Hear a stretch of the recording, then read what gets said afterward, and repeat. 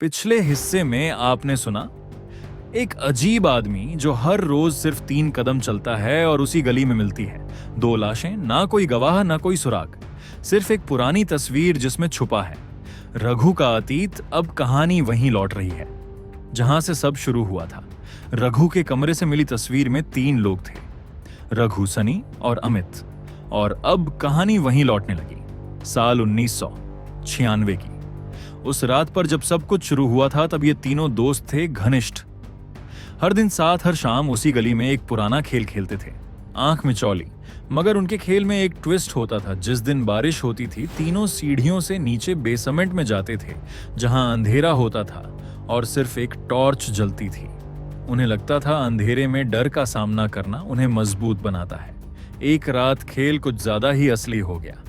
अमित ने सनी को डराने के लिए बेसमेंट के दरवाजे पर ताला लगा दिया और रघु को कहा, चल छोड़ दे, 2 मिनट में निकाल देंगे। मगर उसी वक्त एक जोरदार धमाका हुआ, पुरानी दीवार गिरी और सनी उसके नीचे दब गया। चीखें आईं, मगर जब दरवाजा खोला गया सनी मर चुका था और अमित भाग गया।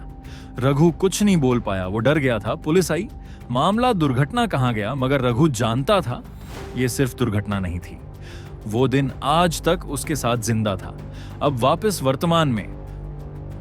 इंस्पेक्टर को जब ये बातें पता चलीं, उसने अमित की तलाश शुरू की, लेकिन सरकारी रिकॉर्ड में अमित का कोई नाम नहीं मिला, न कोलकाता में न किसी और जगह पर। फिर एक पुरानी साइकायाट्रिक फाइल मिली जिसमें दर्ज था एक शख्स जो अपनी आइडेंटिटी बदल चुका है। नाम अब मोहित है और पता दक्षिणपुरी, गली नंबर 9। मतलब वही गली, वही इलाका जहां अब तक ये हत्याएं हो रही थीं। इंस्पेक्टर समझ गया, रघु सच नहीं छिपा रहा था, वो डर छिपा रहा था, क्योंकि उसे पता था अमित जिंदा है और अब वापस आया है बदले के लिए। क्लाइमैक्स। उसी रात जब सब सो रहे थे, गली एकदम शांत थी और तभी फिर से बेसमेंट के पास हलचल हुई। इस बार रघु बाहर आया, 3 कदम चला और रुक गया, क्योंकि सामने अंधेरे से निकलता है एक चेहरा, अमित। अब उसका चेहरा पहले जैसा नहीं था, जलने के निशान थे, आंखों में खून और हाथ में वही पुरानी टॉर्च जिससे वो सनी को डराया करता था। रघु कांपते हुए बोला, तू कैसे बचा? अमित बोला, बच तो गया था, मगर तूने मुझे मरा मान लिया और खुद को बेकसूर।